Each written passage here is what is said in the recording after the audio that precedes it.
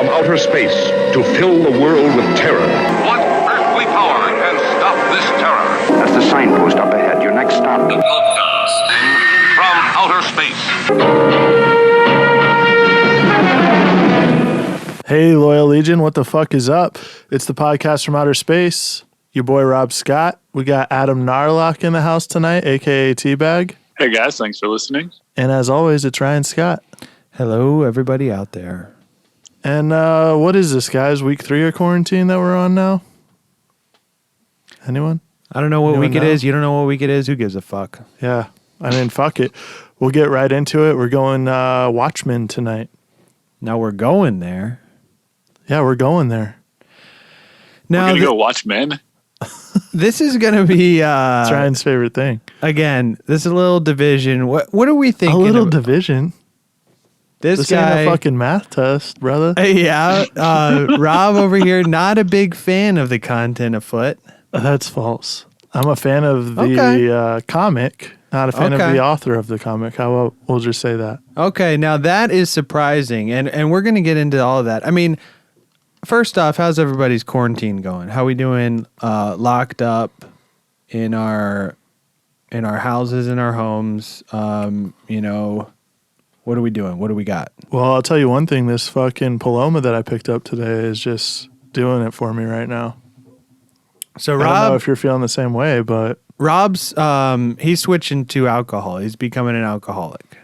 oh, wouldn't say that, but I got water right here too. I'm staying hydrated. Okay, and the gallon of water. Yes, he is also becoming a bodybuilder. Got to try new things, you know. Only so much you guys can do with 3 hots and a cot every day. Adam, how are you doing over there? Yeah, how are you? Locked up with a bunch of homeless bums. I'm watching Men for real. It's getting weird, a little spooky out here. What is Teabag doing to keep his mind? Occupado. Yeah. Teabag was doing school stuff and working on some designs and skateboarding, and then yesterday broke his toe. And I know I sound like a little bitch here, but that shit hurts, man. You broke I your sent y'all toe? the I thought it was picture. just the toenail. No, yeah, like the nail split. It's gross, dude. Rye Dog, Hawk Boy, what are you doing to get by? Now Going bald. I've been reading. Shaving hair? Well, work's as busy as ever. I did shave my head completely bald. Thought it'd be fun. And I've been doing a lot of reading, a lot of research for these podcasts. And, we figure, speaking of quarantine and, the end times, or the end is nigh, as they say, switch pace a little bit, go away from the conspiracies. Let's take your mind off some of the craziness going on right now in the world with a good old-fashioned comic book, or, as some may have it, a graphic novelle. Yeah. Oh, yeah. Now, specifically, we plan on taking your mind off of the end of the world by discussing a comic about the end of the world. Nice. Now, this is one that I personally have been waiting to get to for a while, especially with everything going on. I figure this is as fitting as a time to get into The Watchmen. And even if you're not into comics, the story of this comic, the content it tackles, even the minds behind it are all fascinating. And I hope this inspires you to pick up a copy and read it. I've been, a lot of people out there in quarantine looking for reading recommendations. Now, this one, only $14.99 on Amazon. So if you're so inclined, pick up a copy, read it. I mean, this is truly a masterpiece. I can't recommend this one enough. Fucking steal, too, $14.99. Yeah, that's a great price for one of the greatest graphic novels of all time. Now, for those... Amazon, you're welcome for the free plug. Whenever you want to sponsor us, just, holler at your boy. Yeah, now for those of you that don't know, Watchmen was originally a 12-issue limited series published by DC Comics in 1986 and eventually collected in a single volume in 1987 and is widely considered to be one of the greatest achievements in comic book history. It is now one of the best-selling graphic novels of all time and the only graphic novel to be featured on Time Magazine's top 100 novels list. Now, what's the greatest graphic novel of all time? Well, If not Watchmen. Well, no, it's not. I'm not saying it. I'm saying it's one of the greatest. I mean, people have the opinion that this is the greatest of all time. I mean, what's its competition is what I'm asking. That's what I'm getting at. I'm willing to bet Bone is on there. What else? What other graphic novels are there? Mouse? What's Bone? It's like this ghost looking. It's like Casper and Elmer Fudd had a kid. I'll have to check that out. Sounds interesting. I don't think that's what it really is. That's what the guy looks like. Those are like the only two I can think of. Yeah, I'm going to be honest. I don't really know that many. I feel like I should, but I don't. Oh, well, here, we'll just Google it then. That's what I thought you were doing. Yeah. What is the best graphic novel of all time? That's what a man wants to know. I mean, it's all this shit, dude. I don't really read many graphic novels. It's A Contract with God, Blankets, From Hell. Never heard of it. Batman the Killing Joke. Boxers and Saints. Sounds cool. I mean, look it up. But the Time Magazine thing, that was just 100 greatest novels of all time, and they had to make an exception and put Watchmen on there because it's just that goddamn good. Here's my question. If I go on Amazon and pay this $14.99, is it one graphic novel that contains all 12 of the issues? Or Yeah, It's like broken up into chapters, we'll say. but it's collected in Okay. a single volume. That's what I'm. Okay, hey, that is a steal. Yeah. Now, speaking of our knowledge on graphic novels or lack thereof, but I guess, this, I feel like this is more in the realm of comics. While it is considered a graphic novel because it's like more grown-up themes and content, it's a comic, It was published by DC Comics, and it's, 12 issues that were each comics in their own right. But what were your first exposures? I mean, when did you guys hear about this? What do we got? Now, are we talking strictly about the comic? When did you first hear about Watchmen? I mean, think is yeah, what he's asked. just Watchmen. It could have been movie, comic. It could have been the new HBO show, or it could have been this episode. No, it was Dennis had got it on. He rented it probably from Blockbuster, the movie. And I walked in right in that epic sex scene, and that was my first exposure. We had that moment where father and son were like, "Oh man, this is going on right now," and then I just had to watch the rest of the movie after that. So you walked in at the sex scene, so you didn't even see the full movie. No, And what did you think? Did you like the movie? Did you like the sex scene? I loved it. Who's the chick that plays the chick? Isn't it like chick that plays the chick. Malin Akerman? Oh, she's hot. She's one Malin hot piece of Anchorman? ass. There's the boner of the month right there. Malin Anchorman? How I would went you back say and watched her that name? scene today. Malin Akerman. She's the chicken. She's Freak Show's wife in Did this guy Harold just say and we could Kumar. fuck his wife? Harold and Kumar. Yeah. Oh, okay. Yeah. Now what did you think? Did you see the movie and say, "Hey, man"? Did Dennis read the graphic novel, or Probably what? so. Is he a fan? Did you talk to him when we were doing this outline? Say, "Hey, what you know about Alan Moore?" Nah, I should have. I could sit here and say nah, he's not into that stuff, and then he'd probably surprise me and be like, "Oh yeah, I got a first edition copy or some shit like that." Unbelievable! You need to consult Dennis on this. Yeah, he lived in Jolly Old for a while. He probably knows all about the guy. True. I'm good guy's friends a fucking with him. wizard, Yeah. People know him. Now, how about you, Rob? Probably when the movie first came out is when I first heard of it, and then I was like, "What the hell is this?" And I still didn't get around to reading it until we started doing this research. Okay. And I honestly haven't. You finished read it though? I read half of Okay. it. Now, I That think was my question. that might be true for a lot of our generation. I think who actually first introduced me to this one. I believe was Nick Laus. What a guy! Yeah, at high school. I can't remember if he had given me a copy or not, but I do remember reading it because we heard about the movie being made, and we were like, anything superheroes we were trying to get our hands on, but more or less the more obscure ones like Deadpool, we thought that was badass because oh shit, they need to make a movie about this because he's actually cutting people's heads off and killing them. Watchmen, obviously fucking badass. You know, that was around like 2007, 2008, which was perfect for my teen angst reading at the time. You know, I like Hal had given me Kurt Vonnegut, Jack Kerouac to read. I was reading Clockwork Orange, Fight Club, Anarchist Cookbook. I mean, all this fits in perfectly with those.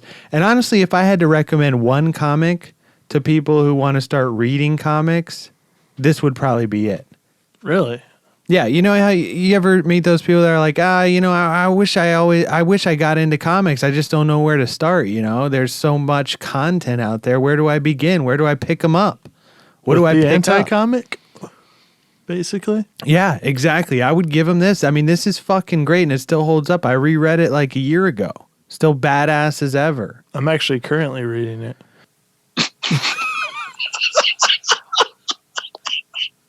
Now, this goes without saying, but if you don't know the twist in this comic that's been out for 34 years, we're obviously going to be spoiling it. Now, is it pretty close to the movie? Because I've only seen the ending. Yeah, it's pretty close, and I mean, we'll get there. Right. So you've only seen from the sex scene on? You didn't go back and rewatch? No. Not And even like I for said, the I went episode? back and watched the sex scene today. Yeah, that's all I needed to watch. Oh, we're That's recording my today. research. Okay. So, I mean, as always, let us first dive into the minds of the main team responsible and find out how this whole thing came about. Now, as far as creators, I've got the top three. I mean, while there was editors and shit like that, the main guys are the colorist, who was John Higgins. He was born in Walton, Liverpool, 1949. Dropped out of school at the age of 15, and he joins the Hell yes. Jolly Old Army. Now, he came back home to Liverpool, and in 1971, he continues to study art. 74, he qualified in technical illustration and got a job as a medical illustrator. Which, you know, this was kind of cool because I didn't even think about this. The people that draw those like bodies with muscles on them or like vaginas and penises in the like medical textbooks, you know? Anatomy is what it's called, I believe. People are actually drawing that stuff, like this guy, John Higgins. Dude, actually, one of the guys that was in my first ever drawing class that I took, his name's Pete. Shout out to Pete.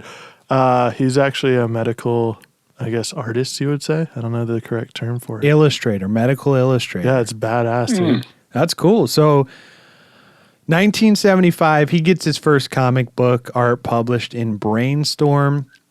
And he actually drew the cover of 2000 AD, number 43 and 77. Got a picture right there for you guys. Oh, gnarly. And after he got like steady work at 2000 AD, and he joined what became known in the comic industry as the British Invasion in the mid-'80s. This was associated with other guys like Alan Moore, Neil Gaiman, Grant Morrison. The Beatles. Not the Beatles. But now most notably, this was like that, but in the comics industry. I think I was reading some article that was like, or I was watching an interview with the artist, and he was saying the reason this happened was because like the big wigs at DC and Marvel were afraid that, because we know these comics guys in the early age, they got screwed out of their work. They did like work for hire shit, and then they end up getting fucked over on the rights like 20 years later when these movies come out, you know? Always do. And he was saying the reason this happened was because like Marvel and DC and Image and the big comic books thought that like a coup was going to happen and the artists and writers were going to form a union. So they wanted to have like outside guys come in. So they started calling all these Brits. Now, some of Higgins' most notable work would be doing the coloring on Moore's Watchmen, and he also did the coloring on Batman: The Killing Joke. Badass. Another great episode of ours for you to check out. That would be our Batman episode, I believe. Check Now, out the Batwing, bitch. Now, next up, we got the artist. This is Mr. Dave Gibbons. He was born in London on the 14th of April, 1949. Happy early birthday to this motherfucker. Now, he began reading comic books at the age of 7, and is a self-taught artist. He originally began a career as a building surveyor, but he hated it so much and eventually left to focus on his comics career, entering the comics industry in the UK as a letterer for IPC Media. He also worked on 2000 AD before becoming the lead artist on Doctor Who magazine. And he was later discovered by Lin Wein of Swamp Thing fame in 1982, brought over to DC Comics, and thus you have him eventually working his way into drawing The Watchmen. Now, the coup de grace, the Mac Daddy, the mastermind of this whole operation, was none other than the writer, Mr. Alan Moore himself. And as we'll find out, this is a lot. You know, this guy is a fucking maniac. He is responsible for a number of what are now revered as classics in the comic industry. And he has an impressive dossier and one hell of a life. So we'll kind of give you the highlight reel, discuss some of the milestones in his life leading up to Watchmen, and even some post-Watchmen info, so you get the whole perspective of just what a powerhouse this guy is and how he views the world. And, you know, a bit of a controversial figure, we'll say, to say the least. Rob hates him, apparently. I don't hate the guy. That's a strong word, brother. Yeah, Rob is not a big fan of his beliefs, but I mean, we'll get to that. So, As we always do. As we always do. Now, Alan Moore was born in Northampton, England. Is that correct? Northampton? Just only breaking out the accent for the one word there, bud. Northampton, England, on the 18th of November, 1953. His family resided in an area known as the Boroughs, which is, poverty, impoverished. Is that the word I'm looking for? There you go. Poverty-stricken area, high levels of illiteracy. This would be similar to what is referred to as the projects here in the USA. Now, he says that growing up, he loved it, loved the people, loved the community, and he didn't even know there was anything else. He didn't know life was different anywhere, which is similar to Lexi. I guess she was watching the news and didn't realize that, like, there's third world countries. Like, she didn't no, she was watching 90 Day Fiance. She didn't realize that? She was watching 90 Day Fiance and didn't realize that, like, there's countries where people still have to, like, go to a well to get water or, like, do their laundry in the river. Or take a shit in a hole. Yeah. So Moore, he's no different. He thought, hell, this is life and this is great. I love it. He began reading. Maybe you need to see what kind of comics Lexi can come up with. Oh, yeah, she's just going to be a powerhouse comic writer. Now, he begins reading comic strips and really anything he could get his hands on at the age of 5, and he became obsessed with mythology. Guy's a fucking wizard, apparently. Yeah, so obviously, it's no secret. He's in the top of his class down in the slums there, and eventually he moves his way up to Northampton Grammar School. Now, I believe, what is this, like a secondary school? Teabag, some of your family lived in Jolly Old. What is this, like a prep school? You're asking the wrong guy. Sounds like some Hooked on Phonics type of shit. Yeah, I don't understand the schooling in England, but I guess it's like 8th to 11th grade or something. Like a prep school almost. Did he get his grade 10? This is not Canada or Trailer Park Boys. And now he goes to this prep school. And this is where he first comes in contact with middle and upper class kids. So he's no longer the sharpest tool in the shed. Still isn't. And right off the bat, he hates it. He begins to lose interest in academia, and he develops the belief that there was a covert curriculum being taught that was designed to indoctrinate children with punctuality, obedience, and acceptance of monotony. I agree with that, and I still think that goes on today. Yeah, I mean, this guy's... and you're teaching it to these kids. No, I try to mix it up, but... You're part of that system, unless you're trying to break it fight the system, from the inside? Yeah. Okay, so you're like Matthew Lillard in SLC Punk. I'm flattered. Yeah. That's a stretch. The only way I can fight the system and be as punk as possible is to become a lawyer and take it down from the inside. That's kind of where you're getting at. Right. So, yeah, I mean, he's essentially thinking the same thing. You guys are being trained to be a fucking mindless drone. You guys need to wake up. This guy was woke as fuck at a very early age. And that's what led him down the path of wizardry like Harry Potter. Yeah. Now, he's basically saying fuck school like Waka Flocka. When my little brother died, I said fuck school. I've been to burn. Did his little brother die? Little brother did not die, but he starts to write his own poetry and essays. He creates his own little fanzine called Embryo. And a tribute to his little brother. Yeah, and around this time, he also begins dealing LSD at school and is expelled in 1970. Now he's really trying to get people to wake up. Yeah. Now he's 17 at this point.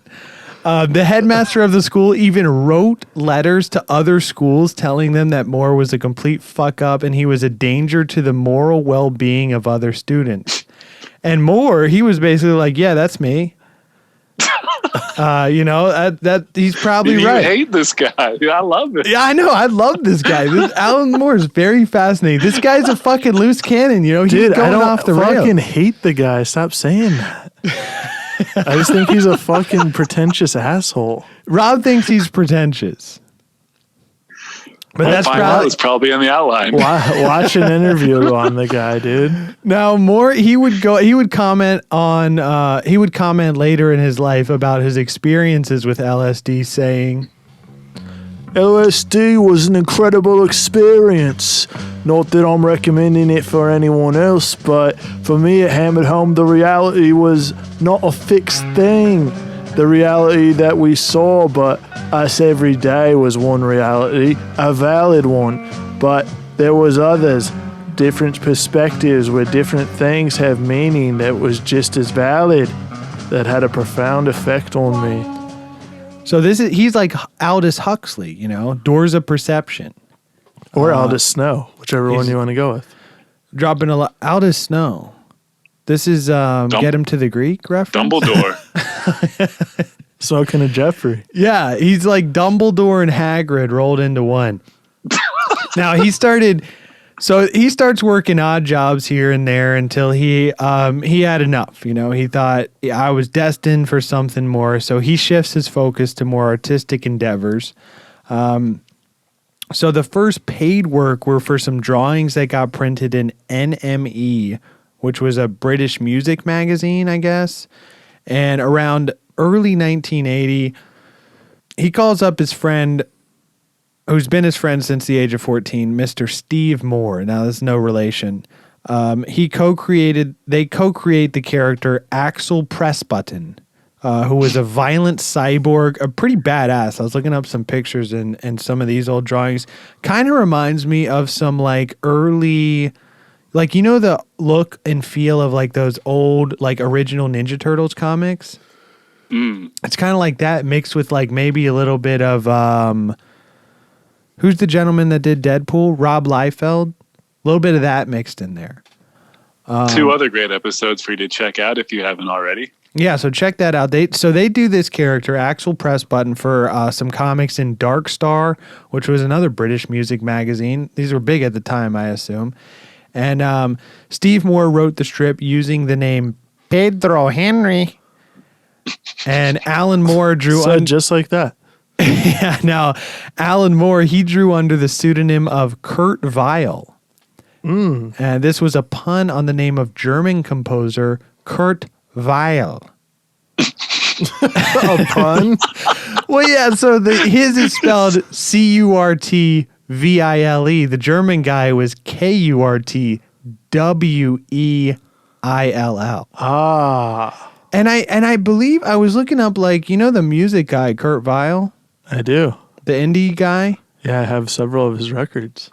So I guess his parents named him after this German guy, or maybe it was a coincidence. I couldn't, like, he didn't, that's his real name. It's not a stage name. I thought maybe, this guy is a big Alan Moore fan.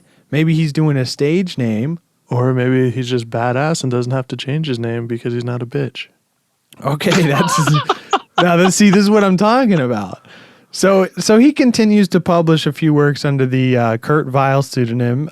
He also created a new comic strip known as Maxwell the Magic Cat in the Northants Post under the pseudonym of Jill DeRay. Now, this was a pun on the medieval child murderer Jill DeRace. Or, again, spelled differently. And I guess he thought this would be like a sick joke because this guy was a fucking maniac, dude. This guy was like a medieval serial killer that was just murdering children and eventually got put to death. Now, so he publishes the comic Maxwell the Magic Cat. Probably was a witch. And this strip featured a sardonic talking cat named Maxwell and his human sidekick Norman Nesbitt, among other cats and mice who made regular appearances, and more extended the strip and more. So it's like a Tom and Jerry ripoff. Yeah, I mean, yeah. It's basically like, Itchy and Scratchy, that type of shit, Okay. And now more ended the strip after the host newspaper, the Northants Post, ran a negative editorial on homosexuals in the community. So this guy, again, fairly progressive for that time in England. And Moore wanted to get away from freelance work. He wanted to get a more permanent strip. So he started submitting stories to 2000 AD's editor, Alan Grant. And while these initial submissions were rejected, he saw a lot of promise in Moore's work, later saying, "This guy's a really fucking good writer." So he loves Moore's work, and he's asking Moore to write some short stories for the Future Shock series, which was another part of 2000 AD. He would advise Moore on improvements and eventually accepted many of his stories, and Moore also began writing stories for Doctor Who Weekly. Now, because he was constantly doing these short 4 or 5 page stories where everything had to be done in a few pages, Moore recollects that this was the best possible education that he could have gained in how to construct a story. Guilty as charged with the stories. And this obviously paid off for the guy because he began to impress the editors, and they decided to offer him the more permanent strip that he had been searching for. So aren't we all? So they give him what became Skiz. This was basically based on E.T., the film by Spielberg, and it was telling the story of an alien who crashes to Earth and is cared for by a teenager named Roxy. I thought that said shiz. No, I was like, man, these also guys thought are that. way far ahead. That's Skiz. Now, another series he produced for 2000 AD was DR and Quench. This was basically the tale of 2 alien teenagers, Waldo DR, which stood for Diminished Responsibility. This was like a scheming mastermind, and Ernest Errol Quench, who was a big, giant, purple-skinned companion, and they basically Forrest Gump their way into Earth's history. Moore described it as a continuing the tradition of Dennis the Menace, but giving him thermonuclear capacity.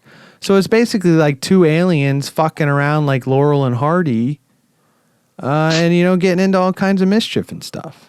Popping some Red Bulls is what it looks like from that pic. Yeah, they're also drinking Red Bulls. No, it wasn't until working for the monthly magazine Warrior that Moore would begin to go Super Saiyan. He was initially given 2 ongoing strips in Warrior, Marvel Man, which would later become Miracle Man, and V for Vendetta. Wait, what? Miracle Man? Yeah, they had to change the name because obviously Marvel, they got big. And They got Marvel Head. They didn't want to compete in. Yeah. And so he does Marvel Man and V for Vendetta here, both of which debuted in Warrior's first issue, which was in March of 1982. Now I won't get too much into V for Vendetta here, as that should be its own episode. But But shout out to Natalie Portman. Jesus Christ. Yeah, and I mean, this was, dystopian thriller set in the future of 1997 where Britain's government is fascist. They controls everything. Just like they're taught to. And they're basically opposed by a lone anarchist dressed in a Guy Fawkes costume who uses terrorism to topple the government. Now, this has been regarded as some of Moore's best work and has maintained a cult following, which, of course, as Rob said, turned into the Hollywood film starring Natalie Portman, which Moore obviously hates. And The Mask has since been adopted by many movements like the Occupy and Anonymous people. Now, does Moore hate the movie or does he hate Natalie Portman or both? No, he hates the movie. I mean, we'll get into it. I think this is one of the reasons Rob finds him a bit pretentious, but we'll get into the whole falling out and the Hollywood and the controversy. I've saved that for the end, so we'll get there. All right. We'll get to it later in the outline. Don't worry, buddy. So he's working at Warrior. He's doing V for Vendetta. He's beginning to go Super Saiyan. Now, similar to Dave Gibbons, DC Comics editor Len Wein hired Moore in 1983 to write on the saga of Swamp Thing. Yet another one of our episodes that I'm shamelessly plugging here. Yeah, check it out if you haven't already. Yeah, we discussed a little bit on that episode. But so he writes a few things here and there for DC. Before 1986, when he would begin the topic of today's episode, Watchmen. So let's get into the origin, the characters, and, spoilers ahead, obviously. So the limited series, as it were, Watchmen, began in 1986, and this would be Moore's magnus opus, so to speak. 12 of 12. Very limited.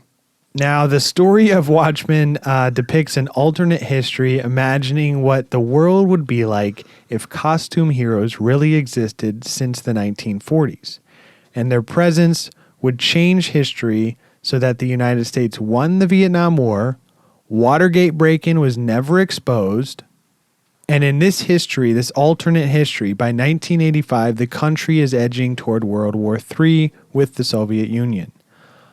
Freelance costumed vigilantes have been outlawed, and most former superheroes are in retirement or working for the government. So that's essentially like the back flap. That's the pitch.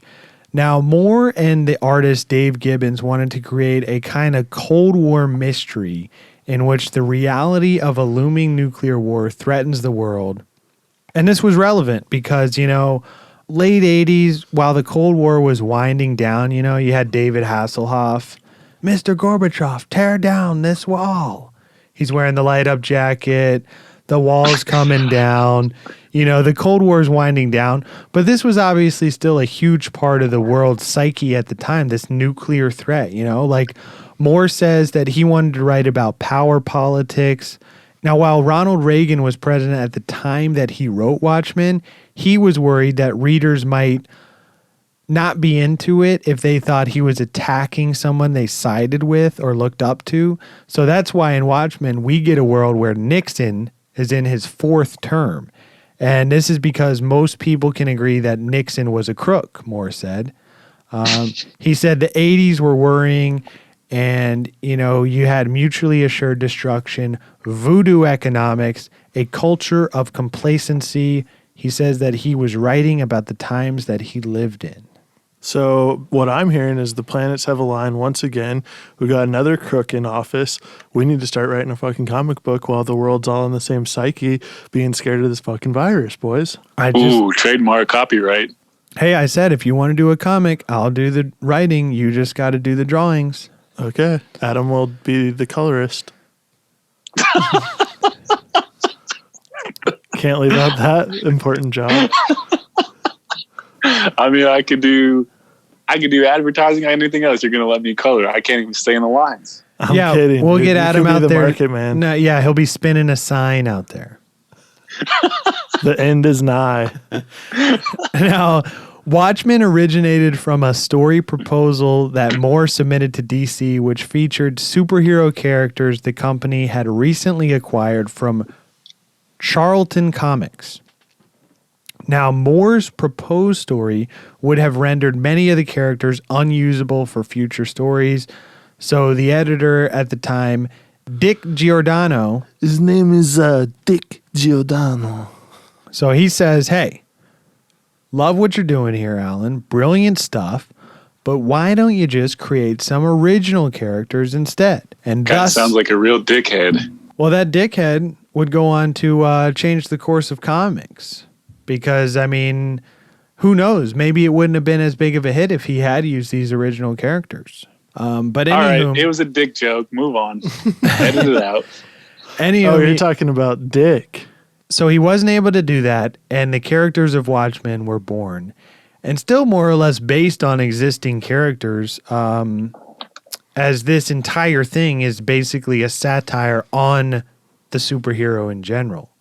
So the main characters, you got Adrian Veidt, or Ozymandias.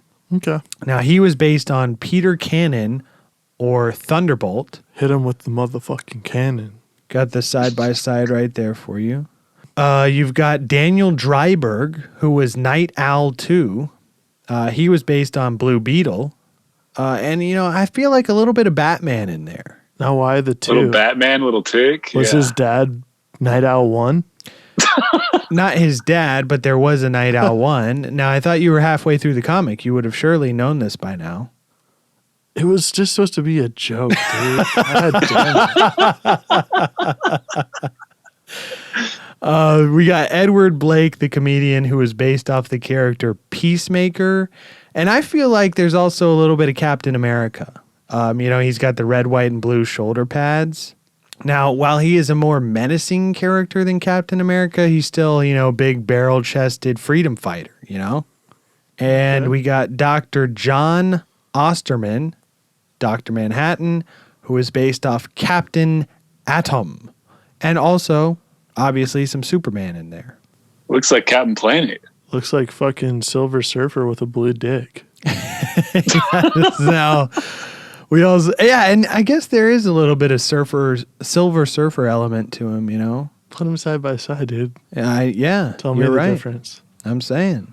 Now Now, we also dick and balls are just always out, which is kind of weird. Now we also got Laurie Jaspacek, Silk Spectre 2, based on Nightshade as well as DC's Black Canary and Phantom Lady. So there's the side-by-side of all three of them. They come from a long legion of superheroes. That's why they're number 2.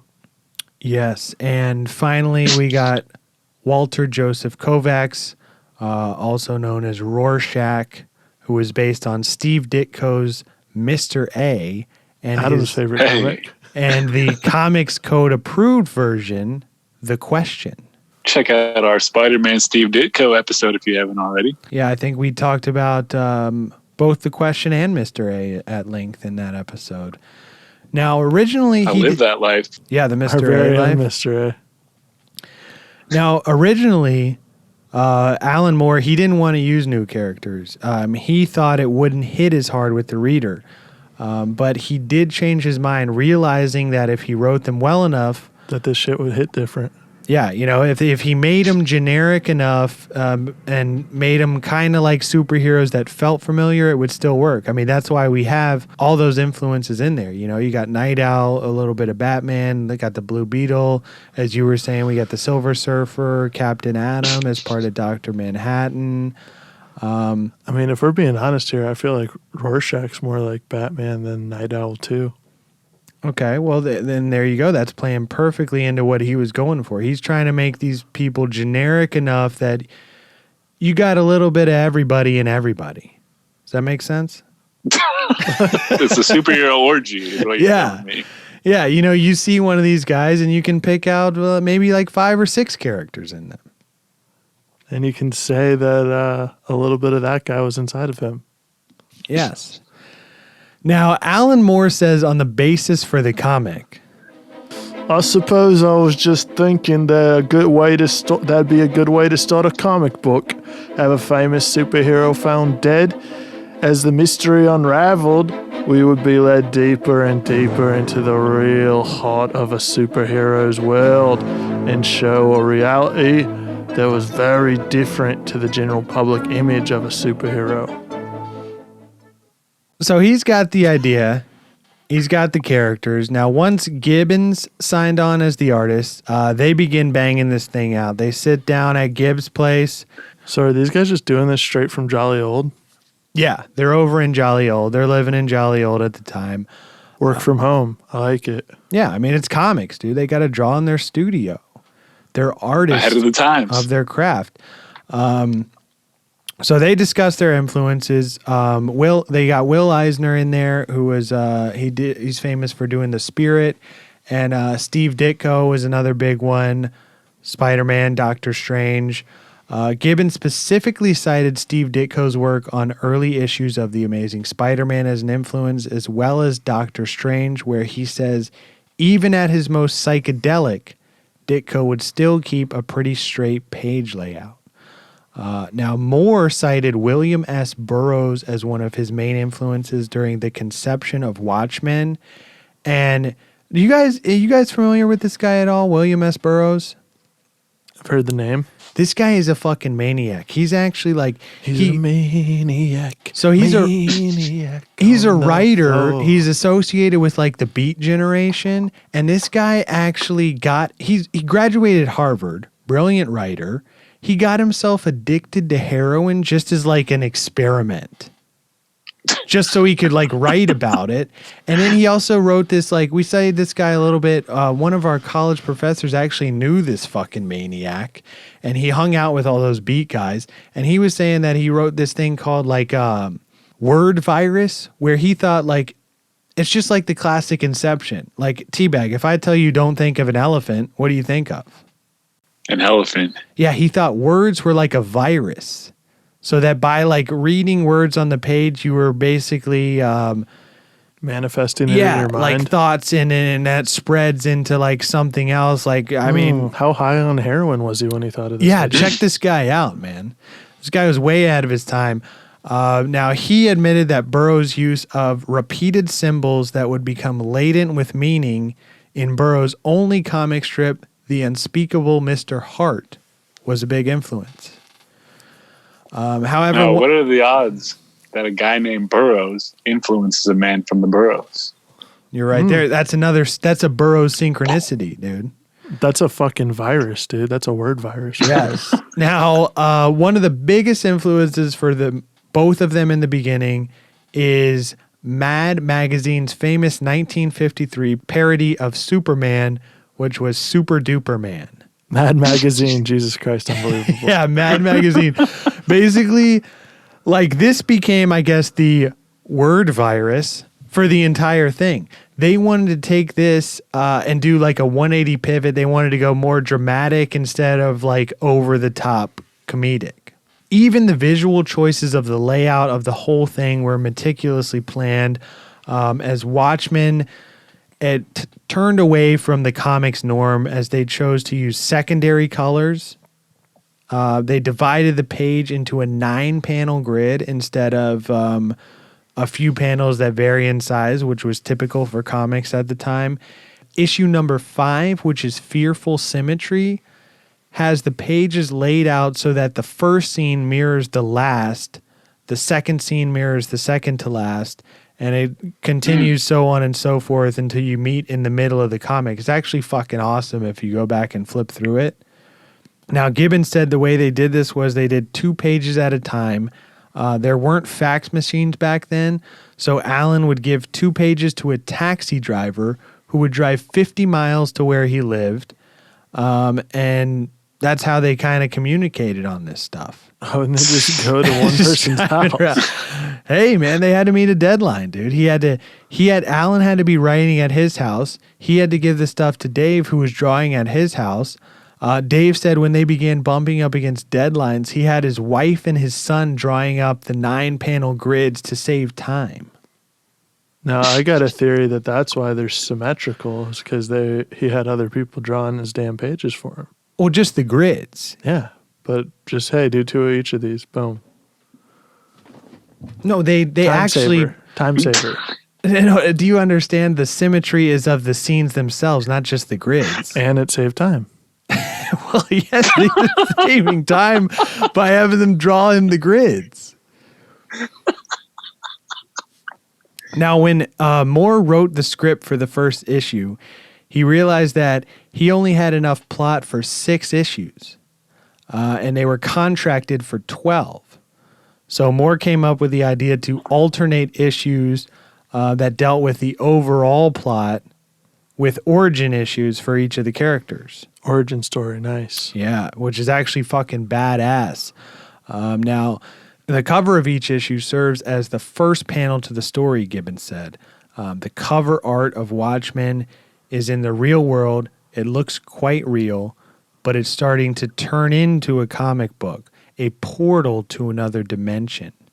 And the covers... Especially if you're on LSD. Yep, especially if you're using LSD to expand your mind and perception, just like the writer himself. Now, the covers were designed as close-ups that focused on a single detail with no human elements present. And it was around issue 10 when Moore says he came across a guide to cult television. There was an episode of The Outer Limits called The Architects of Fear. And he says, that's a bit close to the end of our story. Because it's actually the exact twist. We'll obviously spoil the end. In the end of Watchmen, Ozymandias, one of the like smartest guys in the world, he's basically like Einstein. He was a superhero. He got a whole bunch of money. And then he basically realizes the only way to save humanity is to have an existential threat. So he creates like an artificial giant squid alien, drops it on Manhattan with a nuclear bomb, and then the world is not concerned with like blowing each other up because they all come together to fight the aliens, to ward off these aliens. And that's essentially like this episode of Outer Limits, Architects of Fear. If you haven't seen it, go check it out. I think it's on Amazon Prime. But it's like the government is basically creating an alien threat to end the nuclear war with Russia so that they can have world peace. And they make this guy, they like surgically make him into an alien. This is actually just like that lady's Spectrum Russian theory in our Area 51 episode, or in the Roswell episode. Like she says the Roswell was actually planned out by the Russians who made these retarded children into aliens and had them crash landed. Come on. Similar thing. Okay, yeah, similar thing to this episode, but it doesn't work in the episode, but it does work in the comic. So he's like, hell, that's close to our story. And I'm reading about this, and I didn't know this, but Lynn Wein and Alan Moore apparently got an argument over changing the ending, and when Moore refused to give in, Wein quit the book as editor. He explained that I kept telling him to be more original. You've got the capability, do something different, not something that's already been done. And he didn't care. So Wein quit the book as editor. Now, Moore did, however, acknowledge the Outer Limits episode by referencing it in the last issue as a little nod, so to speak. But again, this obviously didn't affect the outcome or the impact of the book too much. It went on to change the comics industry. It's referred to as one of the greatest comics of all time. And there was stories like published before this episode, the Outer Limits episode. There was other stories published that had similar concepts. Even Kurt Vonnegut's book, The Sirens of Titan, in 1959, they had like a staged alien attack for world peace in there. So this is a concept we've seen in sci-fi repeatedly. Many times over. Now you might be asking yourself, how did this change comics? I am asking myself that. Okay. So this comic, finish reading it. So this comic, obviously massively successful. And even though like Watchmen, yes, it was part of a shift happening in the late 80s in American comics, which were moving towards more adult or grown-up themes.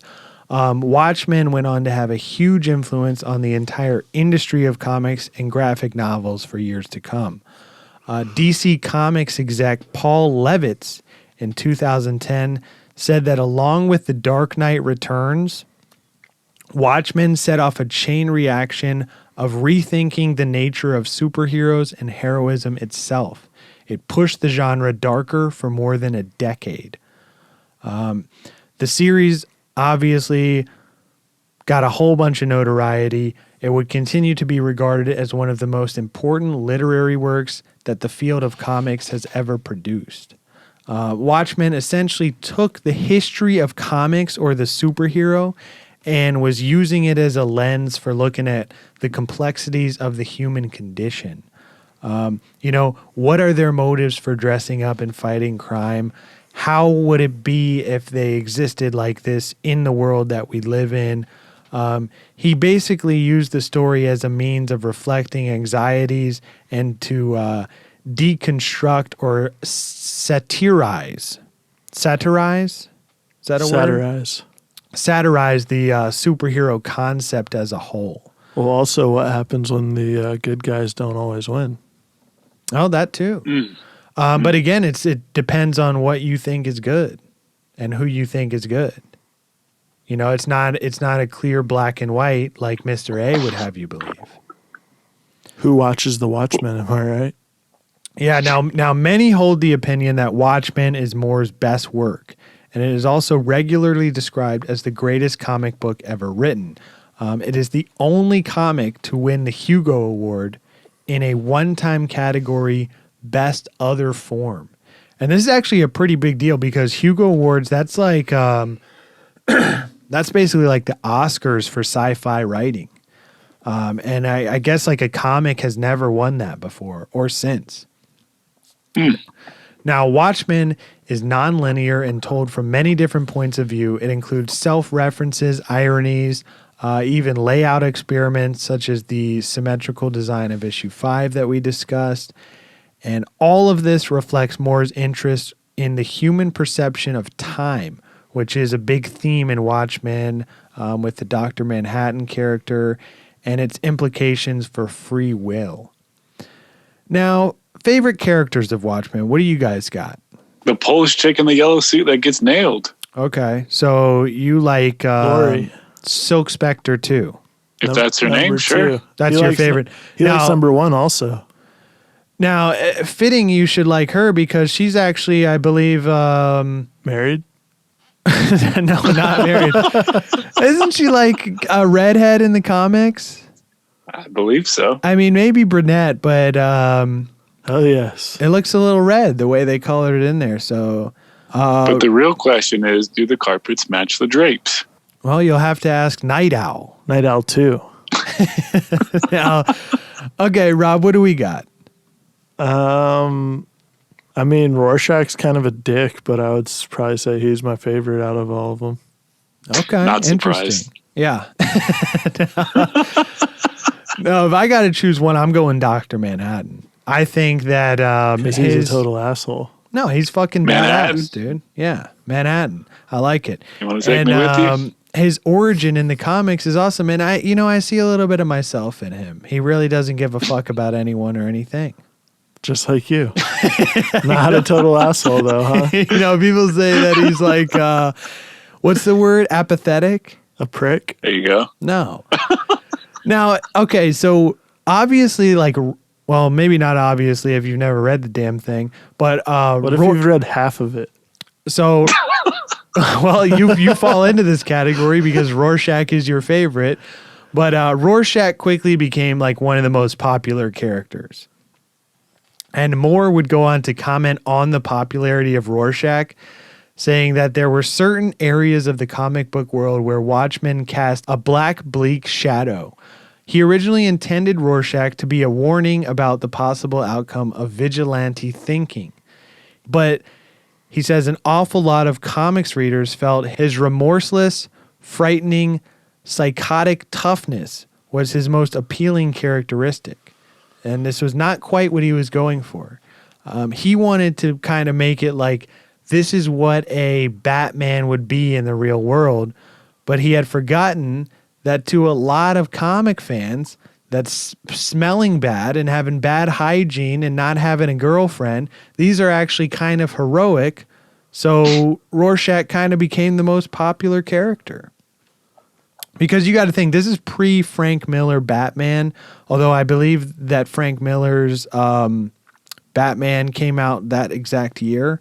And this is pre-Christian Bale, so this is kind of a 180 from the Batman at the time. Where's Rachel? Yeah, it's not that Batman. So, like, you know, when we were watching the movie the other day and you hear his voice and you were like, who is this Christian Bale? Like, when Moore wrote the comic, this was before that dark image of Batman or even DC had come about. You know, DC comics were still like fun and bright and it was like almost like Marvel is today. But then this thing comes out, boom, they go dark, and that's where you get like the Deadpool joke of like, you should be in the DC universe because you're so dark, you know, when he says that to Cable. Now, see, this is what I've been wondering, going through his outline and everything, and maybe this is the philosophy that you want to discuss. But I remember we were talking about like the rules of comic books, right? Like the moral rules or whatever. What is that called again? Moral rules? Are you talking about like Mr. A? No. I forget what episode we were talking about it. I think it was Captain America, where like there were certain things that were just like unwritten or unspoken rules that you did not do in comics. Oh, you're talking about like comics code? Sure, let's go with that. So like, what if if everybody had just a clean cut, like every hero is like a Superman type or a Captain America type, and all these people reading these comic books are having these like positive, strong, whatever role models, and now we got these like dark vigilante types, and people are thinking it's okay. Like that dude that shot up the movie in the Batman movie in Colorado, he's like thinking he's some kind of Batman. He's just this Dark Knight doing justice. Well, okay. That's there's a lot to unpack with the paragraph that you just stated, but I don't believe that the gentleman who shot up Aurora Theater was a vigilante. He was That's not how he viewed himself. No, dude. Okay, but we're saying that psychotic people are our heroes in a way. Well, yeah. Well, he's basically, yeah, exactly. Like his whole comic is basically a fuck you to like superheroes in general. Yeah, you got to clean cut, guys. You got to rewind it back. His little brother died. He said "fuck school." He's parodying the whole thing. He's saying like these people would not be like heroic, like what's the gentleman's name? Superman. Clark Kent types. They would be like these fucked up people, and like, yeah, the guy works at a fucking newspaper, for Christ's sakes. Yeah, and he mixes has to change in a phone booth. Yeah, he's saying this is like all stupid, I guess. Right. And it's funny that this becomes like the most popular comic of all time is a comic that's making fun of comics. Like, is that not peak irony? And with the most popular character, Rorschach, he's making him like a combination of what he thinks Batman would really be, and he's mixing him with the morals of Mr. A. And this was a big fuck you to those kinds of characters. It showed he wanted to, as he said, show the dangers of vigilantism and this Randian philosophy, which was big in Mr. A. No disrespect to Rorschach, though, but gotta say Batman is cooler. Well, talk to me about this Randian philosophy. Maybe you'll answer some of my questions. Otherwise, I'm gonna get back to you. Now, did we discuss this Randian philosophy on the Ditko episode? Because I remember us like maybe hitting on it a little bit, but I still don't think I grasp it.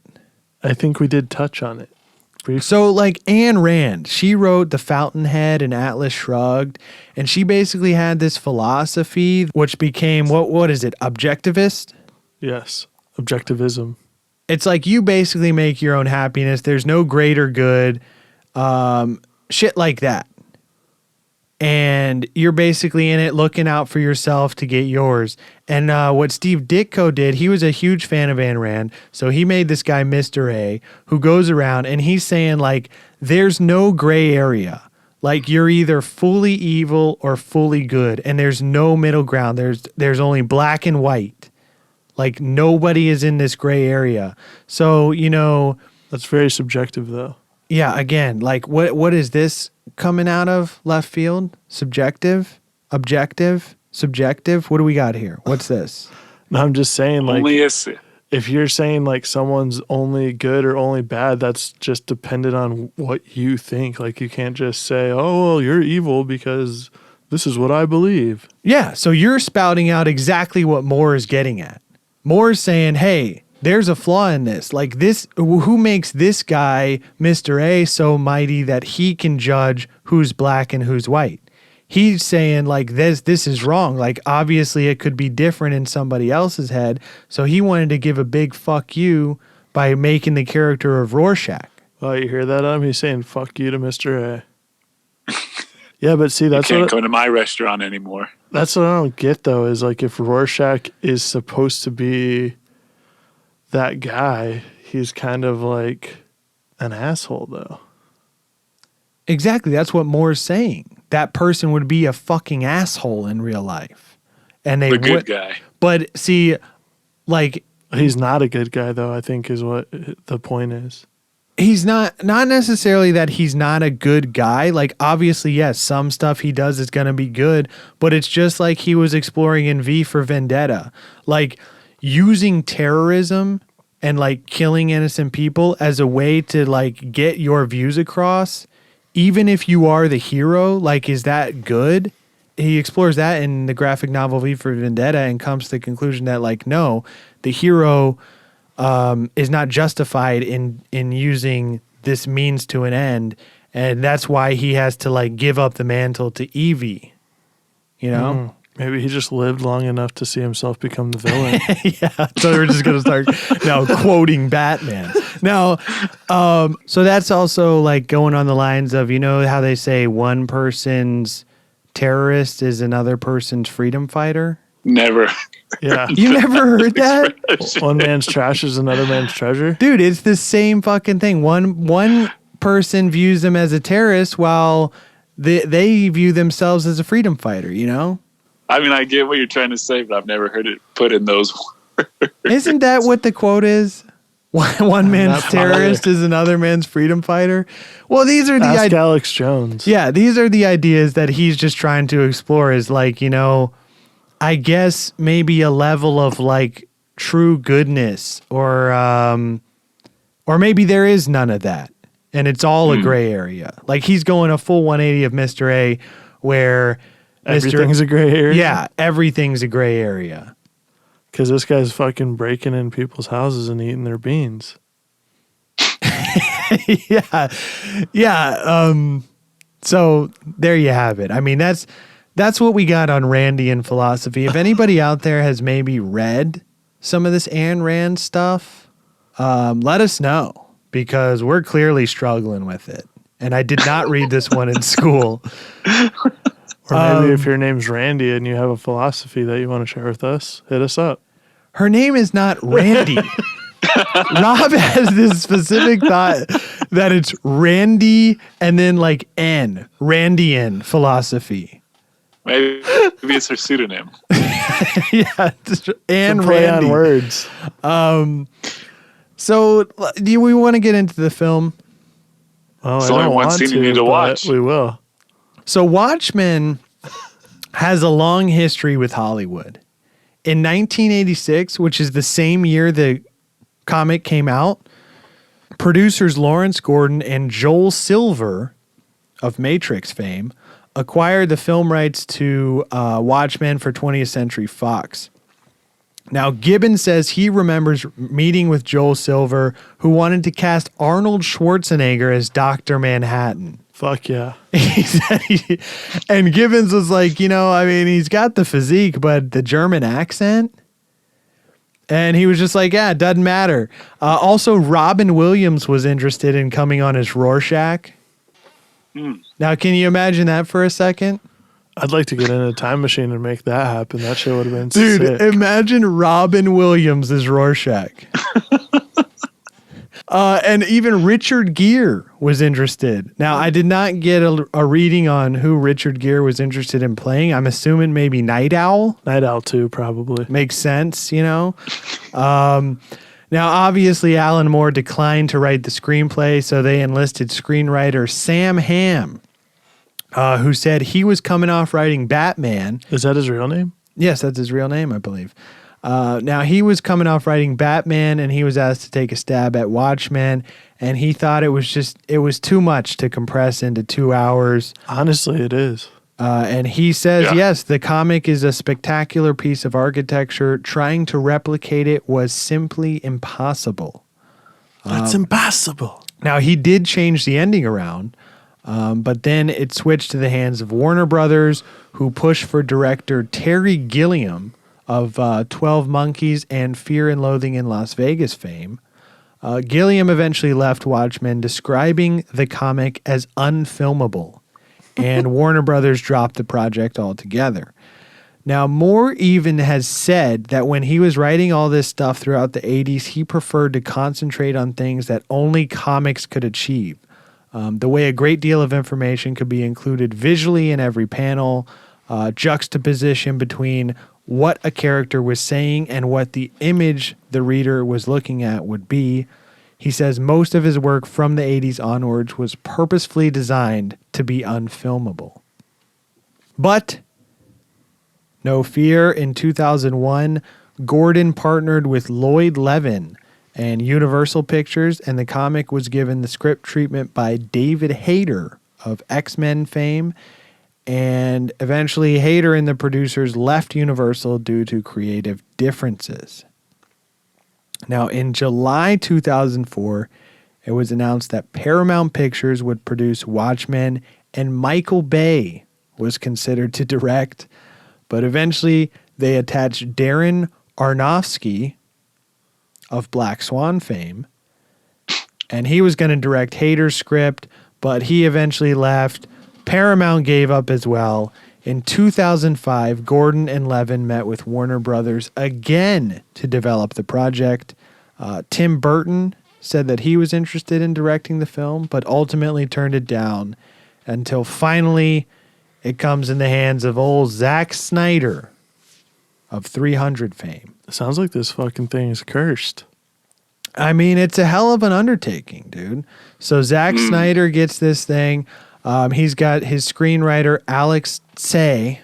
He was hired to rewrite Hayter's script, and while he drew from his favorite elements of Hayter's script, he would return the story to the original Cold War setting of the Watchmen comic, because I guess in Hayter's script, it took place in the modern world, and similar to his 300 approach, Snyder used the comic book as a storyboard.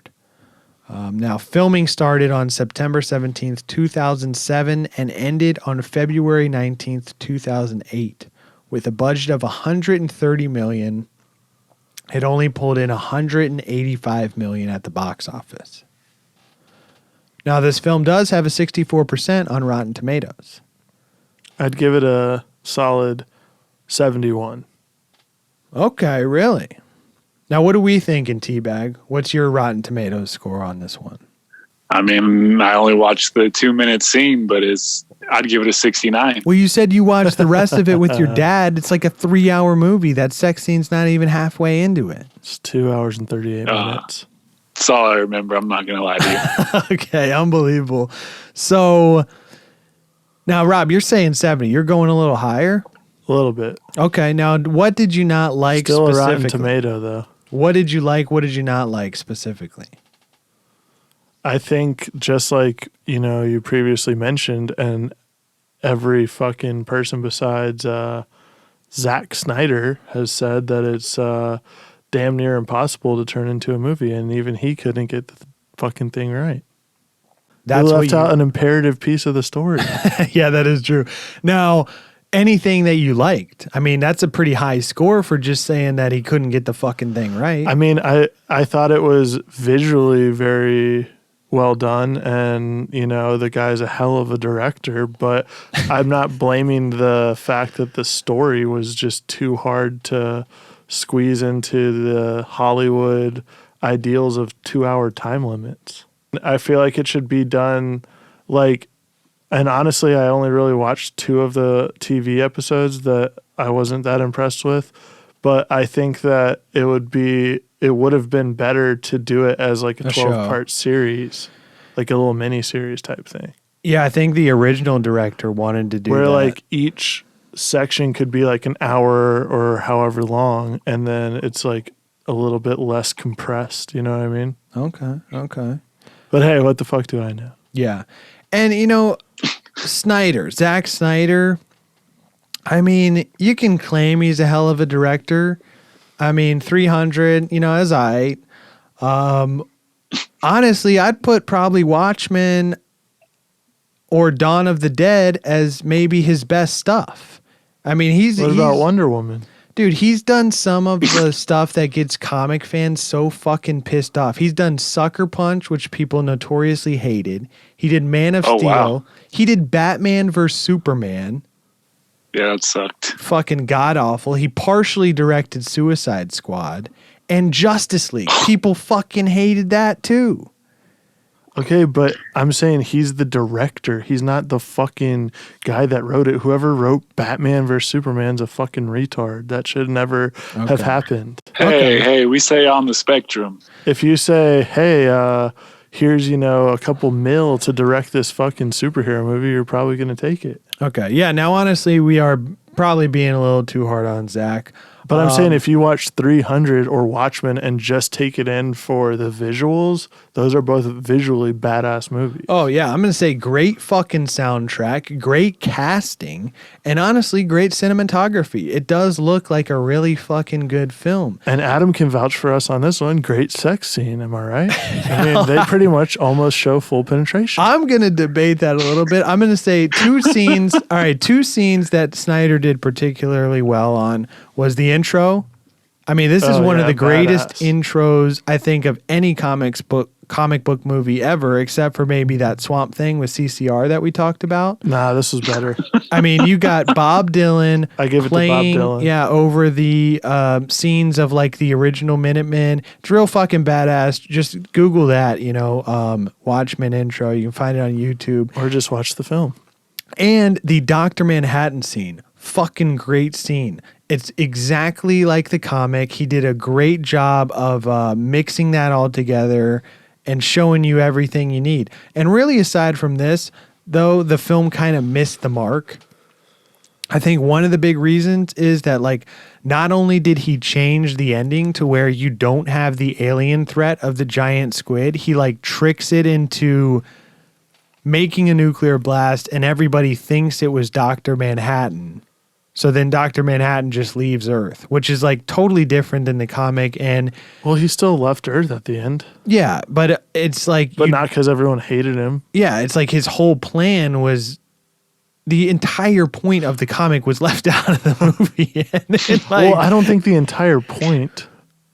I do. That whole Ozymandias' whole plan was, hey, we got this alien threat and we're going to unite the people, have world peace. But that in itself was a fucking ripoff. The idea of the comic is that this isn't the stereotypical, like, good guys always win and do right by your neighbor. It's like, hey, this is how fucked up people are in the real world. And this is what they'd be like if comics were actually, like, true to form and not just some like happy-go-lucky fucking millionaire guy driving a black Lamborghini that's all souped up around shooting fucking cool guns because he's a millionaire that can get this shit. Okay, see, now you're getting into the Alan Moore mindset. Now, also, though, I still think we would have been better off seeing the giant squid and seeing the bodies. Oh, yeah. I mean, that would have been badass. This is one of the biggest things is that you just see the flash of the nuclear bomb. In the comic, there's like 3 pages where you just see dead bodies everywhere, and that's the big twist. And you see, hey, the fucking bomb exploded.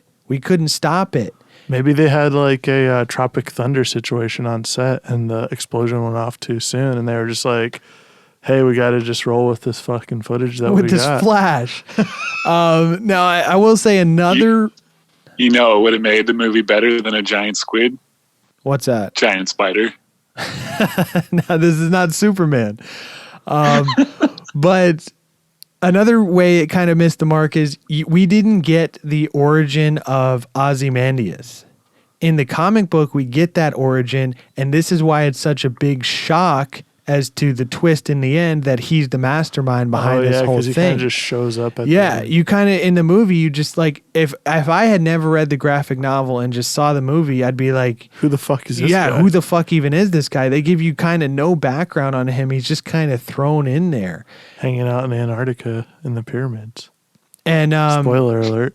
Yeah, and now the sex scene. Okay, also check out our Antarctica episode. You like this sex scene, Adam? I think mean, he just not likes the the sex girl itself, involved. but yeah. And did you like sitting there for that long watching it with your father? No, that was awkward. See, now that's what I was saying. This is one of the longest sex scenes in a movie, and it's showing full-on thrusting penetration. I mean, not penetration, but it's showing like full-on thrusting. And well, bud, that's part of sex. Yeah, but do we need to see that in the movie with Leonard Cohen dubbed over it saying, "Hallelujah,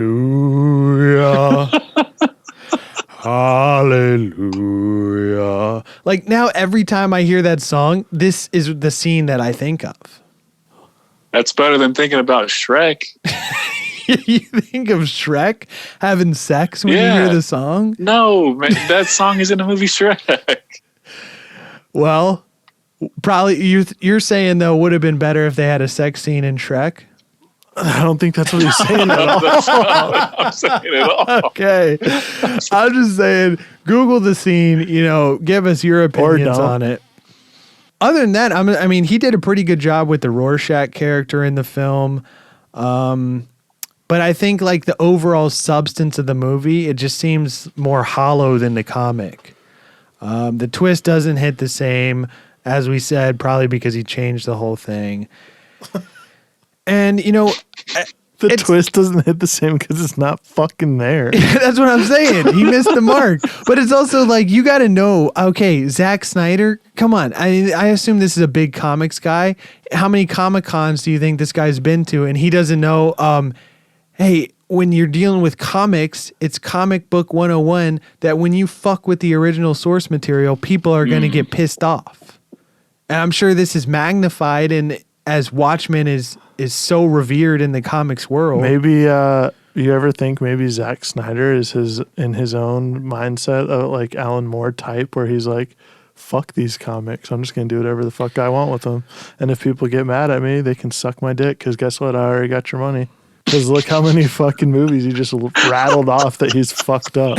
Yeah, that's true. You think he would have learned his lesson by now? Maybe he was like reveling in it. Like he's just like, fuck all you nerds, dude. I'm getting rich over here while you guys are just fucking hating on me on Rotten Tomatoes behind your fucking blogs. I mean, I think he needs to wise up because he's still getting movies. Well, he's ruining them. Well, Batman vs. Superman shouldn't have been a fucking movie to begin with. Okay, that's another episode for another day. Now let's get into some of the prequels and sequels. So in the comics world, they did come out with a prequel known as Before Watchmen, which just kind of more or less tells like the story of the original Minutemen. But it does, I thought this was interesting. I was reading up on this because I've never read the full series or anything, but Len Wein, what did he do? He quit the book because of the whole like twist ending, because he wouldn't change it from that Outer Limits episode. Played out. Len Wein himself wrote the Ozymandias edition, and I think he got the last laugh because this is a prequel, keep in mind, and in the comic, Wein writes that Ozymandias got the whole idea from watching the Outer Limits episode. So he's just basically saying fuck you to Alan Moore. Like he's just like, like he's literally sitting down reading a TV guide, and then he like watches the episode and he's like, I gotta do this. I could do this, but it's gotta be bigger. And then that's like the whole seed for the idea. Now there's also Doomsday Clock, which is a comic series that is a sequel. This is like part of the DC Rebirth. Because, there's a lot of storylines going on in DC, a lot of different universes, multiverses. This one uses the concept of the multiverse, where the Watchmen universe is separate from the DC universe. And each universe's character treat the other universe's character as fictional. And in Watchmen universe, it's several years after the bomb goes off in New York City, and Rorschach's journal has been published, which also, spoiler alert, happens in Watchmen. And this exposes Ozymandias' whole event.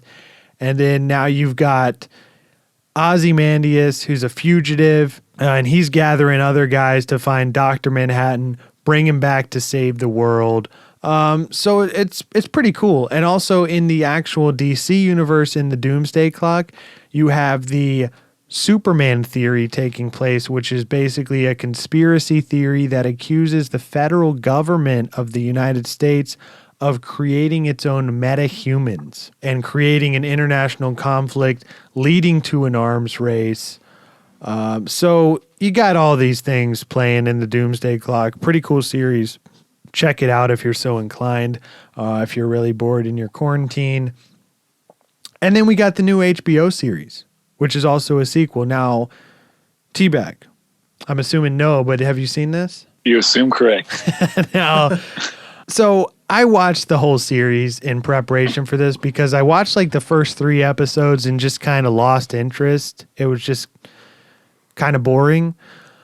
And I will say, it's weird that it's even a sequel because the first like 5 episodes really don't have anything to do with Watchmen. Also, this was like written and directed by Damon Lindelof. He did Lost. He did Prometheus. He did one of the Star Treks.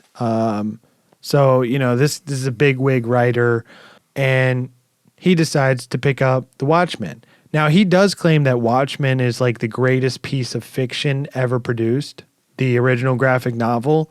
So he takes a stab at this. Now, first 5 episodes really have nothing to do with Watchmen. It feels like you're just kind of dropped into this ongoing story, which I guess that's true for like any story. But with this one, you're just kind of like, who the fuck are these people? What the fuck is going on? It isn't maybe until like episode 6, which is I think the only one that Rob watched with me, that you get the comic connections, because that's the origin of Hooded Justice, which I thought it was cool. I mean, this is where I will say the show actually starts to get interesting. And from these episodes on, it's heavy on the comic connections. So if you sat down and tried to watch this with having no idea what Watchmen was, first 5 episodes, you'd be like, what the fuck is happening here? Then when the comic connections come in, you'd be even more confused because you don't have a background on any of these characters. And then... So they don't lead you through a background on anyone until that episode?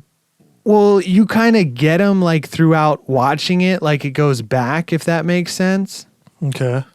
But not on the original comic because it's a sequel. So you don't get but any there's of no like character development, so you don't know who's who. Exactly. Like the only person you get a background on is you the get main the chick. Well, no, you get the Hooded Justice origin story. Yeah, but she's supposed to be like the granddaughter or something of Yeah. Hooded Justice, right? Yeah. But you don't get her like true backstory. It's kind of like woven throughout the thing, but you don't get like an origin story. Maybe or that's anything. coming later, you know? Well, he said he's not doing a second season. And although this is a sequel, it kind of turns into a reboot at the end, because then you have the exact same thing. It's a smarter girl who's coming up to do a smarter plan to take over the world. And Same thing we do every night. yeah, it's like it becomes this exact reboot, and then they got to save the day. And Wow, so this guy pulled an Alan Moore and ran out of material, and now he's just throwing in origin stories to beef it up. yeah, maybe. And they definitely overused Mozart's Requiem. What is it, Lacrimosa? You know that song? Great fucking song. They play that like every fucking 5 minutes in the last 3 episodes. I was actually getting kind of annoyed. But So correct me if I'm wrong, but you're saying that we just probably shouldn't even spend the time to watch this. yeah, I mean, I would, unless you're like a deep diehard fan of Watchmen, then yeah. Don't watch The Watchmen. I'd say it's worth, like, if you're a big fan of Watchmen, check it out. But Well, it sounds like if you're a big fan of Watchmen, you would fucking hate it. well, see, that's like, some people hate it because they changed the characters. Like, they made Hooded Justice a black guy, even though you never know his identity in the comic, and people were getting all uppity. And then they had, like, Dr. Manhattan disguises himself as a black guy, and people were saying, oh, they made him a black character when he's a fucking blue, like, space dude that's glowing, made of atoms. Well, I guess everybody's made of atoms, but you know what I'm getting at. I thought he became that way, though. He wasn't always blue, was he? Yeah, he was white. He was a white guy. He was a white guy. Well, yeah, they do this in the show too. He's white. They show him as a little And kid then in he the turns show. black? No, he goes into a black body to disguise himself. I mean, watch the fucking show. I'm not going to sit here and narrate the whole goddamn thing. I'm just saying. I was just playing devil's advocate. I was just fucking with I you. think it's like kind of cool to see how Lindelof wanted to write this. Lindelof. I get how some people got pissed. I mean, it's just like we were saying, he kind of fucking with source material, but not really. But you could see how he is. So of course people are going to get pissed off at anything. Well, yeah, I was Anything's just gonna going to say that political. nothing's going to ever be perfect for everyone. But That's just the way the Yeah. world spins, baby. I mean, check it out. Let us know what you think. Now let's get into how Moore got the shaft. You know, we want to talk about why Rob thinks he's so pretentious, why this guy hates Hollywood, hates even comic conventions, hates like mainstream stuff, is there anything he does like besides writing books? wizardry, anarchy, sex. Big Sex Pistols fan. Yeah. Nice. Now, okay, so before we get into how Moore came to be the way he is, let me give you a further highlight reel of this guy's comics career. So we got V for Vendetta, which he wrote in 82 to 85, picked up again from 88 to 89, Hell of a year. became a Hollywood film. We got Swamp Thing, which he wrote in 84, 87, also became a Hollywood film. Watchmen, 86 to 87, became a Hollywood film. Batman the Killing Joke, which he wrote in 1988, became an animated film. From Hell, which he wrote from 1989 to 96, became a Hollywood film. And Lost Girls, he wrote in 91 to 92, which actually needs to be a film. This is now did you do any Googling on this, Teabag? I did not. Okay, check this comic out. I think this is one you'd be really interested in. Right up And your alley. I'd be interested in seeing the film. He took like characters from children's literature, like Alice from Alice in Wonderland, Wendy from Peter Pan, those type of characters, and he made like a full on like porno. I know, like it's like you had me up until I was like, man, this sounds interesting. Now, of course, it had to be a porno. yeah, it's like erotica. Like he draws them and it's like Kama Sutra, but with like characters from Disney stories. Unfortunately, we didn't see one with Tinkerbell on it for you. Yeah, there's no Tinkerbell in there, unfortunately, but you know, check it out. I mean, yet. it's pretty interesting, and I'd be really interested. You know, we should pitch this to like Brazzers or something. Or like Bang Bros. We direct it. We do like a Lost Girls. Now. Yeah, we do like a Lost Girls cinematography. I mean, I'd be into it. Are you going to do the casting for that as well, or is that something we all get to take part in? Now he also goes on to We're write. going to need a couch. Now he also goes on to write Top 10 in 99 to 2001, Promethea in 99 to 2005, League of Extraordinary Gentlemen from 99 to 2019, which also became a Hollywood film, and Jerusalem in 2016, which is just a straight up novel that I guess took him like a decade to write. Probably soon to be a Hollywood film. Now today, Moore resides in a home that you would think belongs to a gothic teenager. He's got a library of rare books, antique wands with gold inlay, and a painting of the mystical Enochian tables used by Dr. John Dee, who was the court astrologer of Queen Elizabeth I, and who also had an influence on old Jack Parsons. Jack Parsons Lives, dude. Make sure you check out that episode if you haven't already. Now, Moore hates comic book conventions. He never leaves jolly old England, and he is a devout believer in magic as a quote-unquote science of consciousness. He says, I am what Harry Potter grew up into, and it ain't a pretty sight. so, there's a picture of him there. Looks like, as we said, Hagrid. Is a It's like Dumbledore. self-proclaimed wizard, as Rob said. It looks like he's in a fucking gay biker gang. He looks like Willy Wonka. If he was in a biker gang. Yes, that's it. Willy Wonka biker Okay, gang. there we go. Loves Now- the chocolate. So as we said, Moore is a bit of a Scrooge, I guess, and I suppose rightfully so, as we find out, as we said, these comics creators, they've been getting screwed over for decades. Moore was no different. In regards to the creators, DC and the Watchmen, DC included a reversion clause, which Alan Moore essentially signed the film rights over to DC. And this Sounds like he reversion... needs to lawyer up. Now, this reversion clause would return ownership to the creators if the characters were not used for a year. And DC would pay Moore and Gibbons a substantial amount of money to retain the rights until that time. Now, when the comic came out, Moore told an audience at a UK convention in 1986, if the characters have outlived their natural lifespan and DC doesn't want anything to do with them, after a year, we get them and we can do what we want with them, which I am perfectly happy with. Now, this verbiage, I guess, is standard for the publishing industry. But what happened to Watchmen? Fucking blasted It got- off like a damn rocket. It got watched by a lot of men. Yep. Became a full-on red rocket. Massive hit. So now you got to keep in mind, in the mid-'80s, very few comic books enjoyed any kind of longevity, especially a 12-issue limited series like this. While trade paperback collections were not out of the question, they weren't the norm. And even on the rare occasion that did happen, they would only stay in print for maybe a few years. So Moore says, hell, I'll agree to these terms. And he expected, hey, I sell him the rights. I regain control of Watchmen by the early 90s. No big deal.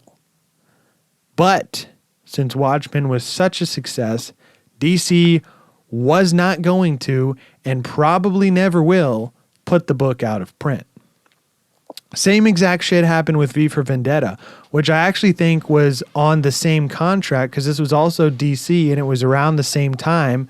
So boom, he swindled. And they write, DC, they write these contracts so that they have all the control if on the occasion that they do get a hit. So Moore severed ties with DC Comics over what he believed was unfair treatment, as his relationship with DC gradually fell apart over the disputes of creators' rights and merchandising. I think it was 8% of sales is what I believe that these guys got on this thing, Gibbons and Moore. And the disputes arose specifically because Moore and Gibbons were not paid any royalties for a Watchmen spin-off badge set, which the lawyers over at DC defined them as a promotional item and not merchandise. Now, Moore, again, would go on to say, I don't want anything more to do with these works because they were stolen from me. Knowingly stolen.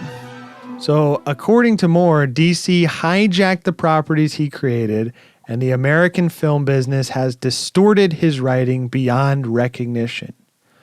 So DC is the terrorist, the film industry is the plane, and Moore's work is the Twin Towers. Boom. Use that.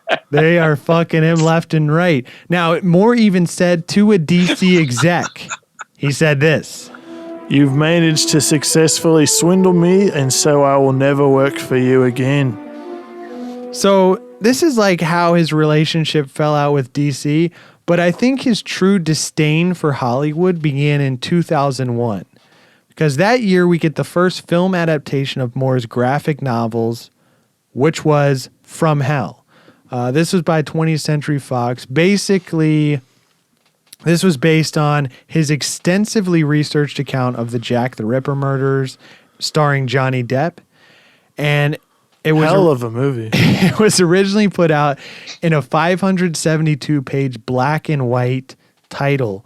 Moore had no creative participation in the film, and happily so. He said there was no way I would be able to be fair to it. I did not wish to be connected with it and regarded it as something separate to my work. He says, in retrospect, this was a naive attitude. So this is his first experience with one of his works becoming a movie. And I guess he was kind of giving it the Stephen King attitude, like saying, hey, here you go. Just, do whatever you want. I'll just kind of stay out of it. Real hands-off guy. Now, 2 years after this, 20th Century Fox yet again releases one of his works, and this was The League of Extraordinary Gentlemen. Now, is that the one with Kel as a superhero, or is that the one where they like go back in time and they gotta, you know what I'm talking about? This is with Sir Sean Connery. Rob, hit it. League is set and the game is on. Yeah.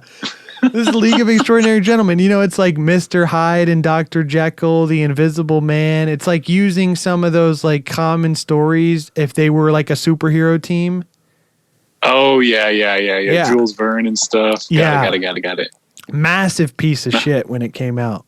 You liked it. Yeah, I was also a kid. I didn't understand. I just thought blowing shit up was cool. And you probably honestly, I haven't seen it since I was a kid. Maybe I will think it's cool. Yeah, I haven't seen it since we literally saw it in theaters, I don't think. Yeah, now this is where the monkey starts popping out of the bottle. Because in 2003, so this film gets made, and then in 2003, Larry Cohen and Martin Pohl filed a lawsuit against 20th Century Fox, claiming that the company had intentionally plagiarized their script cast of characters, which they claimed to have pitched to Fox several times between 93 and 96.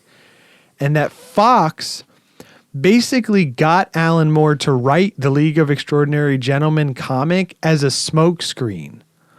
Although Fox denied the allegations as absurd nonsense. Now, Moore found the accusations deeply insulting, and he was summoned to give 10 hours of testimony via video link that he didn't create the graphic novel as a way for the studio to plagiarize the writers. And he had this to say about that testimony. If I had raped and murdered a school bus full of retarded children after selling them heroin, I doubt that I would have been cross-examined for 10 hours. So what are you supposed to say for 10 hours? I didn't do exactly. Like, and this is an original work. Also, how fucking crazy are these assholes that said, "Oh, we're gonna file a lawsuit and say that you got this guy to write an entire comic book series as a fucking facade, a fugazi to steal our work." He said this, and they didn't even like win or lose the case. It was settled out of court. They probably were just like, hey, here's $1 million. They won, Fuck off. Exactly. Yeah. So Mr. Moore took it as an especially bitter blow, believing that he had been denied the chance to exonerate himself. This is a man of character. Alan Moore is a man of deep character. And from then on, Mr. Moore has asked that his name be removed from film versions of his work, including V for Vendetta and Watchmen, and that all of his film royalties go to the artists who co-created the comics. Seems like a nice guy.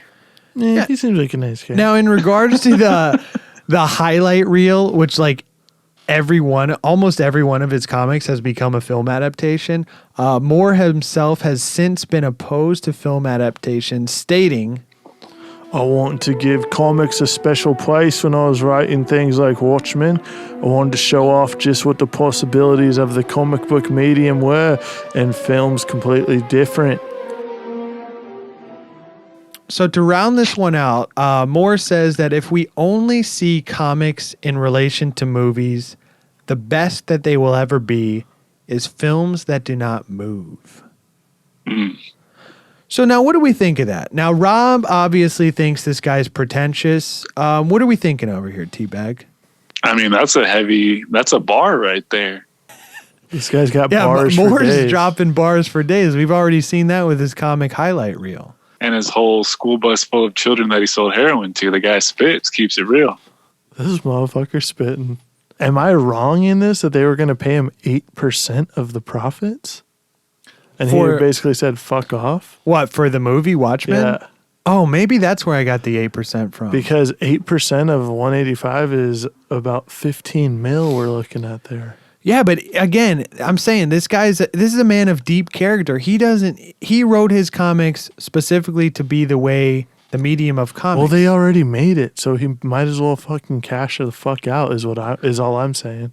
But see, this is a guy that comes from nothing, man. Money doesn't mean anything. Yeah, to him. he doesn't care about the money. Money doesn't mean anything to the guy in a fucking purple velour suit with gold rings on every fucking finger.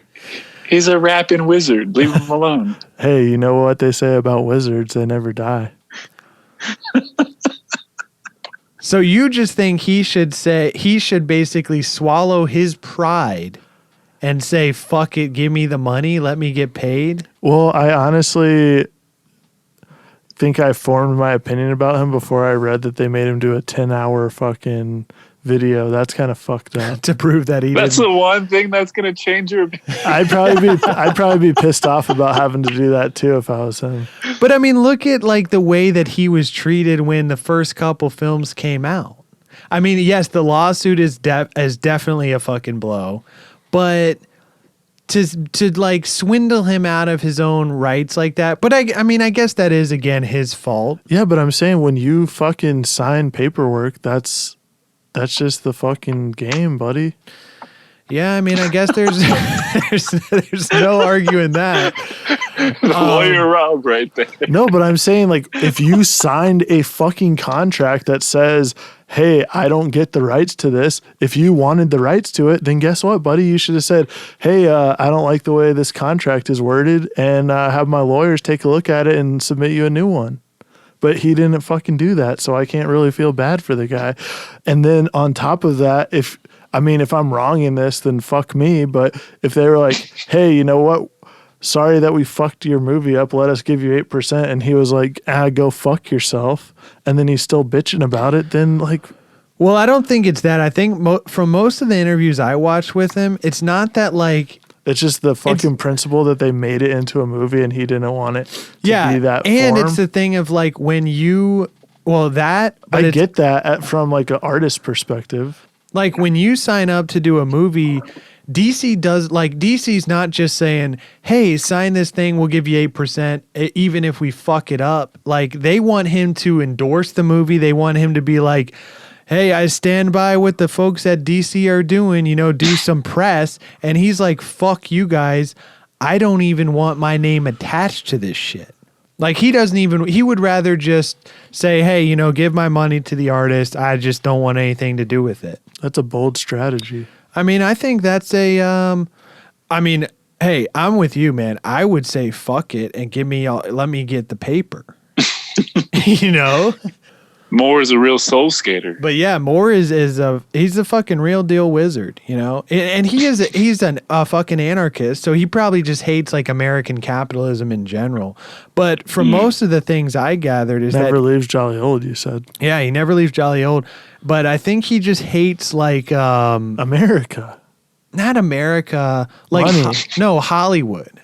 Because he says like Hollywood hasn't had an original thought in fucking decades. I mean, I do back that. Yeah, like he's not wrong. Yeah, he's just saying like basically everything is a fucking remake of some show that everybody hated in the 60s or everybody loved in the 60s. It's like they just pull, and then he says as far as comics go, Hollywood's basically using the comics industry as a pumpkin patch, just picking what they want from it.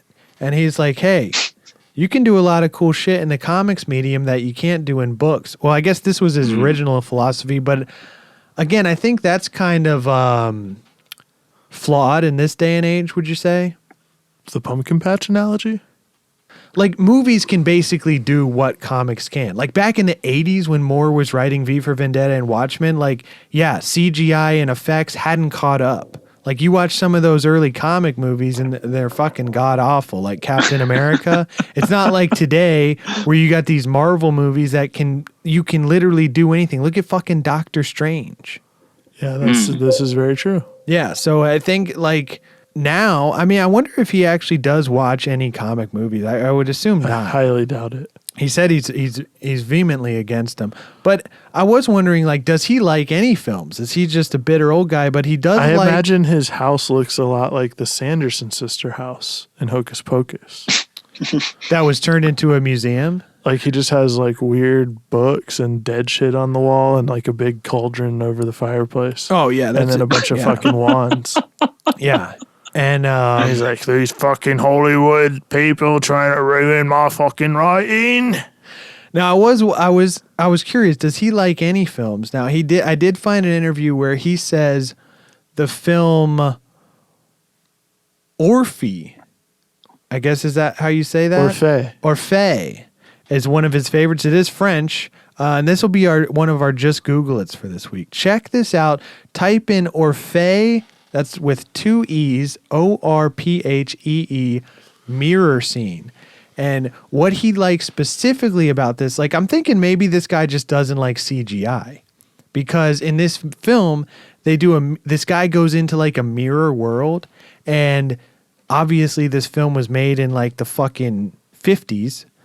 So they don't have... Guy's not really too up to the time. They don't have CGI, but this is a really cool scene. If you check it out on YouTube, the guy basically took a fucking tray of mercury.